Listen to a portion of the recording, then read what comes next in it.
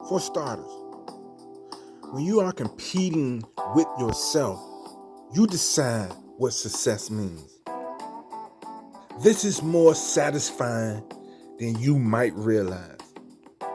See, you don't need to work for other people's expectations or judgments.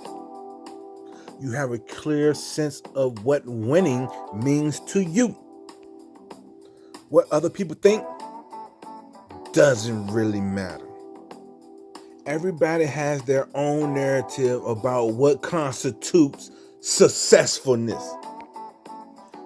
But these comparisons and expectations are rarely helpful in getting you closer to excellence. After all, what good is it knowing someone else's ideal if it doesn't get you closer to bettering yourself? Competing with yourself means you become unshackled from the expectations of other ideas.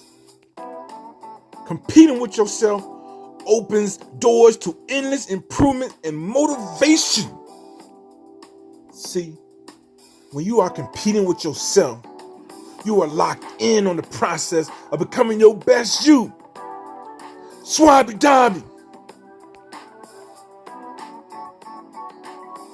Competing against others is pretty easy to measure. The inspiration you get from beating someone else is fleeting. The inspiration you get from looking inward and trying to beat yourself is endless. This type of mindset is 10 tons of who wants some and a 1-gallon bag of not you. See, when you are consistently on a hunt for ways to improve your process, you find little ways to chip away at improvement. And base your confidence on your abilities to prepare. How you rank accordingly to others doesn't really matter. Competing with yourself steals the glory from competing with others. Point blank. See, one of the side effects of going toe-to-toe with yourself in the mirror on a consistent basis is that you become fluent in dealing with pressure. Hey, after all, no one's going to have higher expectations for yourself than you. No one, and I mean no one, is going to put more pressure on themselves than you. By relentlessly competing with yourself, you become harder to beat when facing others. See, consider what winning means to you. Competing against yourself isn't shying away from winning.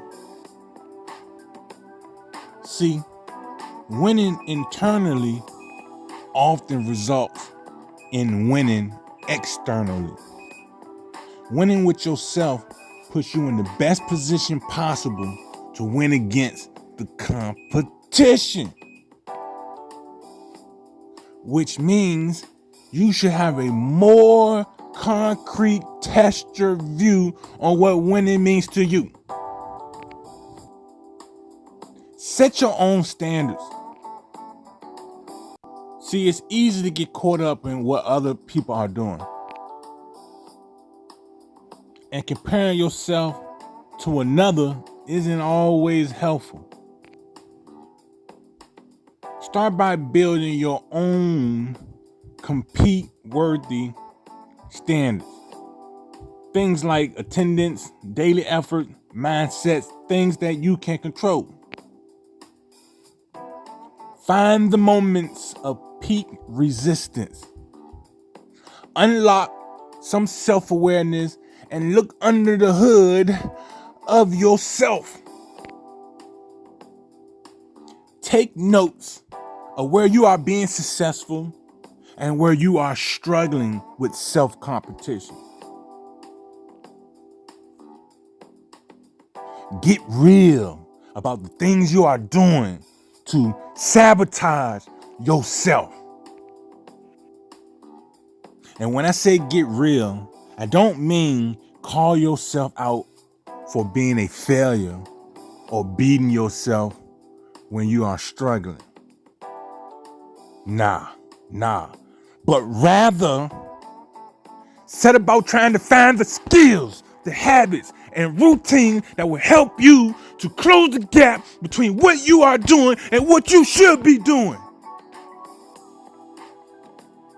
If you lose focus, what is something you can do to help stay focused? I hope you enjoyed this breakdown of why it's so critical to focus on competing with yourself. Are you going to work on maximizing your own process and preparations instead of worrying about what others think of you? Remember, competing with yourself means constant exposure to your limits and a relentless willingness to confront the possibilities of failure. SwabiDabi!